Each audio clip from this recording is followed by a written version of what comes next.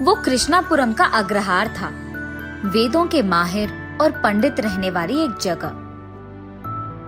बहुत सुहाना सा वातावरण था।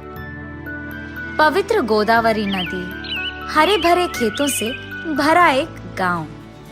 उसी गांव का एक वेदों का पंडित नारायणाचार्य और लक्ष्मी का इकलौता बेटा कृष्णमाचार्य।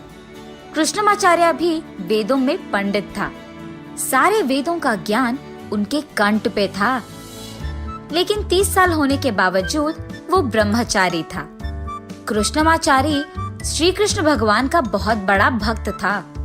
हर रोज सुबह उठ के पवित्र गोदावरी में स्नान करके श्री कृष्ण भगवान के मंदिर को जाता था। वो हर रोज भगवत गीता पढ़ता था। कृष्णमाचार्य उसी गांव के अग्रहार में वेद पंडितों के बच्चों को वेद और श्लोका सिखाता था।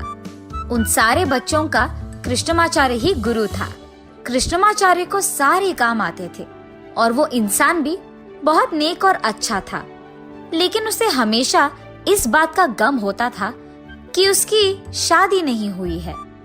वो हर रोज कृष्ण भगवान के मंदिर को जाकर उनसे यही विनती करता था, हे स्वामी श्री कृष्ण भगवान, आपके 16,000 गोपिकाएं थी। क्या मेरे लिए किसी गोपिका को पैदा नहीं किया आपने? इस जन्म में क्या मेरा विवाह की योग्यता नहीं है? ऐसे उन्हें पूछते रहता है। ऐसे ही एक दिन वो उसके घर के बरामदे में बैठकर पंचांग श्रवण पढ़ते रहता है। ठीक तभी 3 आदमी उसके पास आते हैं। आए हुए वो तीनों उनके अपने अपने नाम कहते हैं। साहब, मैं रंगाचारी, मैं रामाचारी, मैं कृष्णमाचारी।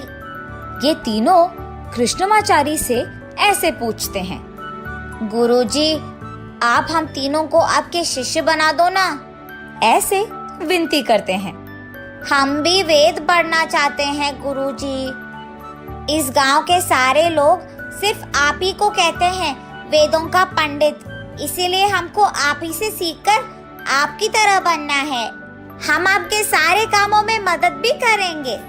ऐसे वो तीनों उस दिन से कृष्णमाचारी के साथ ही वेद पाठशाला चलते रहते हैं। हमेशा कृष्णमाचारी के पीछे ही रहते हुए उनके सारे कामों में मदद करते हैं। और क्योंकि ये तीनों थोड़े येड़े थे, कृष्णमाचारी को इनके कारण सिर दर्द आता था। कुछ समय बाद कृष्णमाचारी के माता पिता उसके लिए एक रिश्ता लाते हैं और 15 दिनों में उसकी शादी पक्की करते हैं। जब उसके शिष्यों को ये बात पता चलती है तो वो, गुरुजी, आपको हमें एक वचन देना होगा। आपके शादी से संबंधित हर काम हम तीनों ही करेंगे। ठीक है, सबसे पहले शामियाना डालो, ऐसे कहते हैं। तब वो तीनों खेत जाकर पेड़ों पे बंदरों की तरह चढ़कर नारियल पेड़ के पत्ते लेके आकर शामियाना की तरह सजाते हैं। शाबाश, शामियाना अच्छा लगाए। अच्छा, अब सुनो, ऐसे ही कल भी मंगनी के लिए हमें अंगूठा खरीदना होगा। तुम तीनों सीधा दुकान आ जाओ। ऐसे कृष्णमाचार्य उनसे कहते हैं। ठीक है गुरुजी। ये कहकर वो तीनों कल सुबह गुरुजी के साथ दुकान की ओर चल बसते हैं। गहनों के दुकान जाकर वहाँ सभी अंगूठे देखते रहते हैं, मगर ये तीनों बगल में जाकर, अरे सुनो, गुरुजी की शादी है तो हमें भी अच्छा दिखना है, तो हम भी एक एक अंगूठा ले लेंगे। ये फैसला करके खुद के लिए एक एक अंगूठा ले लेते हैं। उसका बिल लिखवा के सीधा गुरुजी के पास ले जाकर, गुरुजी, हमारी शॉपिंग हो गई है, ये लीजिए हमारा बिल, आप बिल भर के आ जाइए। ये कहकर वो तीनों वहाँ से चले जाते हैं। उनकी इस काम से भले ही कृष्णमाचार्य को गुस्सा क्यों ना आए, वो कुछ नहीं कहते हैं, लेकिन घर पहुँचते ही उनपे बहुत गुस्सा करता है। छिछी, बेकार हो तुम लोग, अब से मैं तुम लोगों को कहीं लेकर नहीं जाऊंगा। ऐसे वो क्रोध में बात करके वहाँ से चले जाते हैं।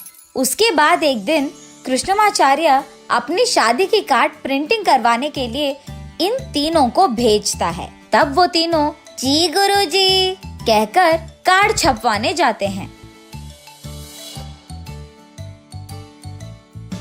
उस कार्ड के आखिर में आमंत्रण करने वाले की जगह गुरु की शिष्यों करके लिखा होता है। गुरुजी ये देखकर आमंत्रण करने वालों की जगह तुम लोगों का नाम क्यों लिखा है, ऐसे गुस्सा करते हैं, जिसका जवाब ये तीनों ऐसे देते हैं।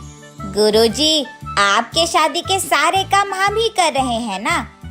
वैसे भी जब कोई वहाँ आए तो हम ही उनको लेने आएंगे, इसीलिए हमने हमारा नाम लिखवाया। हाय भगवान, तुम लोग कितने नासमझ हो।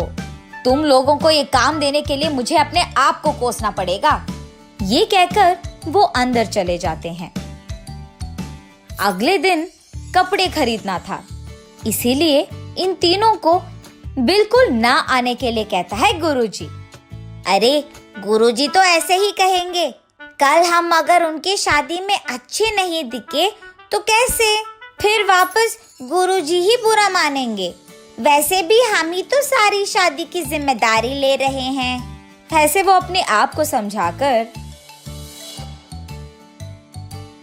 गांव में मौजूद कपड़ों के दुकान को जाकर तीनों रेशम कपड़े खरीदकर दुकानदार को, बाबू, हम इस गांव के वेद पंडित नारायणाचार्य के बेटे के शिष्य हैं। वो हमारे गुरुजी हैं। 2 दिन में उनकी शादी भी है, इसीलिए उन्होंने कहा कि हम यहाँ दुकान में कपड़े खरीद सकते हैं। पैसे वो खुद भर देंगे। हम अभी कपड़े ले जाएंगे, तुम शाम को उनसे पैसे ले लेना, ठीक है?